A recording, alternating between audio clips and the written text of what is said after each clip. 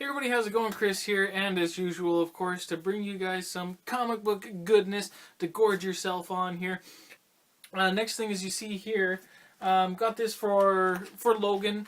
I kind of wanted some of these too, so I figured, get him one, see how well it holds up, and we can play around with it. And if I find them really good, because for the price they are, even online, and then your shipping, you're still going to cost over $17 each.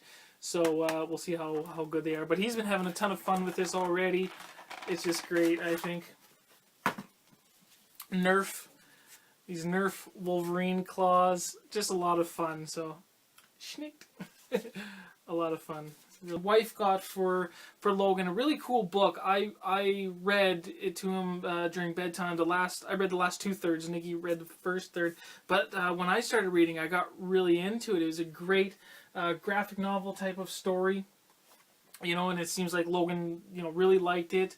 So it's about this monster. It's called Monster on the Hill, and from Rob Harrell. I've never, experienced that person's work before, but set in 1860s England. And so since it was set in England, we figured, hey, let's try doing some voices. So give you guys an idea of this book and what it's about, and the kind of fun that I had with it. I'll give you guys a little taste of my English accent here, and I apologize to my friends in the UK.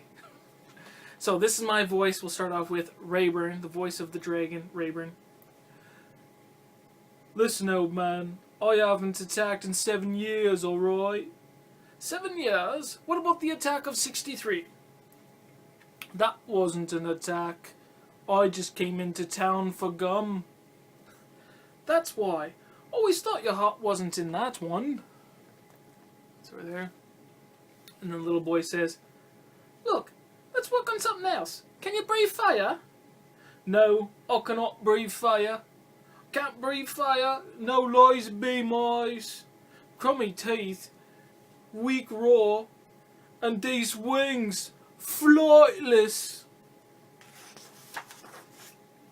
I have no skills, no talents. I'm bloody worthless, I am. Essentially, the unmonster. There he is. So, it was like that. It was great. There was a couple other monsters that you saw in here, and, I did my voices for those too, and it was just a lot of fun. A really good pickup. As you noticed, they do say the word bloody in here, though, even though it's a children's book, so I did skip that part when reading to Logan, but as most people probably have gotten, the second part, got it on Blu-ray, The Hobbit, The Desolation of Smaug. This movie was great. I couldn't even wait. As soon as it came out for rent, actually, on the PlayStation, I rented it for the $5, and then on the weekend when I was able to get into the city, my wife actually picked it up for me, so first two, Walking Dead, 124, 125, and one more issue, and then the All Out War story is done. And the end of that, oh man, the season, wow, just very powerful for the TV show. Issue 242 of Spawn, issue number 2 of ElfQuest, storyline The Final Quest. Anything from Wendy Pini is it's just beautiful. It's definitely a masterpiece. Love her stuff. Never knew this was coming out when I happened to at the comic shop, saw it on the shelf. Of course, had to get it. I'm a Hellboy fan. This is the 20th anniversary sampler Hellboy, so it was really cool. Had some short parody, funnies in it, but also some other short stories. The Coffin Man, also the Ghoul, and others. So this was a lot of fun. This was really great. And I think I read a while ago that they are going to be having some other 20th anniversary, comic book products coming out soon too. So, really, really cool. Particular one though, the annual. Nothing really much. If you just want to know the storyline, you don't have to get this one. I mean, things in here are definitely covered in, the regular title, Superior Spider-Man. But just a few things to add to the story. And mostly coming at you from the side of Ben Urich. This one you definitely do here, issue number 30, and the next one is the last one. I think it's going to be double sized. Really great book. I mean, Slott's been just writing an amazing run here, and you know, a lot of people were up in arms when the Doc Ock, you know, when he took over the title, but you know, now, I mean, because of the writing, it's been so great, and you're invested in the character, and you really like what's happening. You've seen the change in the character, you feel for him, you have empathy for him, and then he goes and does something very selfless at the end of this book, you know, which is going to be flipping things all over again. So, you know, for the better. I don't know if it's for the better. We'll see. But yes, you know, going back to a little more status quo with some changes. But yeah, really, really cool. Dan Slott just done, you know, an amazing job there. Next one up, Uncanny Avengers, 18 point now. As I've said many times, just following up for the Doc and stuff. As soon as that's gone, I'm gone. This is dropped. Don't need to say more about that one. Really great title. Jason Latour, he's doing a fine job of taking over after Jason Aaron. Wolverine and the X-Men, so issue number 2, great stuff. Origin 2, issue number 4. Wow, I just love this stuff. This is great. You know, you learn something really interesting about Sabretooth, really. It's really neat. Wow, kind of a shocker at the end a little bit. And cool, just such a great title. I love it. Great one too. Savage Wolverine, great artwork, great story. Seeing, you know, Wolverine back in the day and some of his older adventures. Here's one, issue number 5. Probably not going to continue after this because I just wanted to see how Nightcrawler was coming back, and I did. So this is Amazing X-Men number 5. Really great stuff. All great. I love the story. That's great. Just not.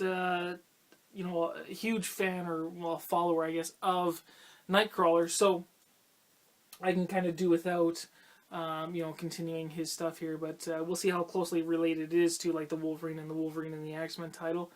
We'll see whether I continue it. But just what's interesting, what I gotta say is it's really kind of creepy and weird how Nightcrawler came back. You know, for those of you who read it, I mean, the guy was worm food for how long, and now, you know, he is what was eating him. You know, you are what you eat, I guess. The Bamfs, you know, were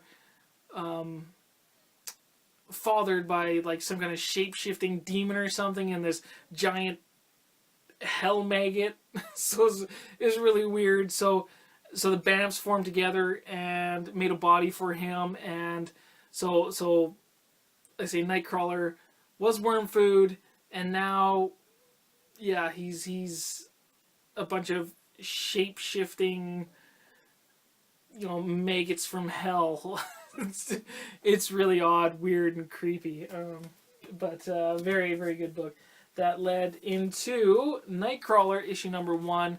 Again, just want to see where, you know, the direction of Nightcrawler is going, see how this first storyline is, see if I'm going to pick it up after that. And before that, I'd happened at a comic shop, pick this up for 50 cents, Nightcrawler issue number 1 of the limited series. Love the cover. It looks kind of, or I guess the X-Men number 5 is kind of in tribute because, you know, swashbuckling action on it. He's got the red bandana on and stuff like that. It looks very similar. So really cool. I haven't read it yet, but look forward to that. So let me know your guys' thoughts on, you know, Nightcrawler, him coming back, and everything like that. Okay, so let's get into the back issues now. So one that I neglected quite a while ago, but had to pick up, of course, to finish off the whole series, Comedian issue number 6. So finally, the whole entire Before Watchmen run is complete.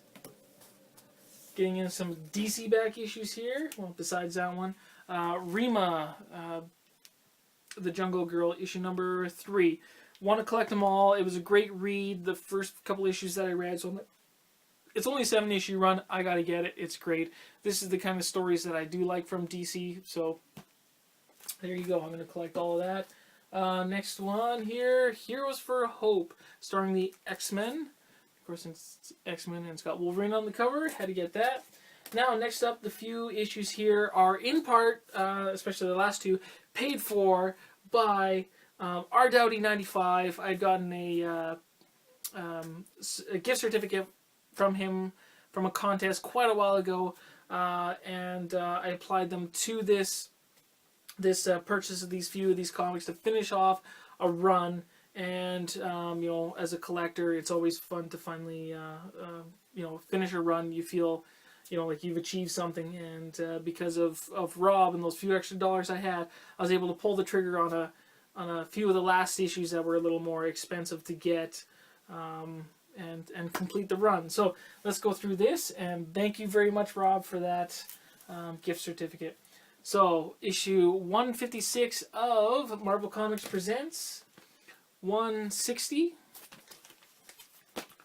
162, 164,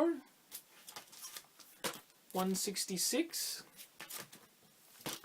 167, 169, 172, and like I say, the last two that were a little more expensive that I used Rob's money for, 174 and 175. So yay, hooray, woo! Completed that series, and of course, why I got it, because it was mostly dominated by Wolverine, and that's why I, you know, got it, and now is completed finally, yay! So the last few I'm going to show you guys here, some really expensive, well, not completely expensive, but more on the expensive sides, some lower grades. They were affordable to me. I finally have them in my collection. And I know Clint, he actually recently got a copy of one of these too, so you might know what's coming up, Clint. But yeah, again, acceptable to me. I'm happy to have them. And they were very hard to find, actually, in... even in this grade, and for getting what I thought was a fair price for them as well too. So first I'll give you guys a primer.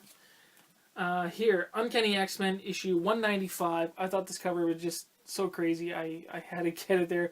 Wolverine claws on one of the power pack little girls there and smoking a, you know, cigarette. Just back in the days, man. Back in the days. Just really neat cover.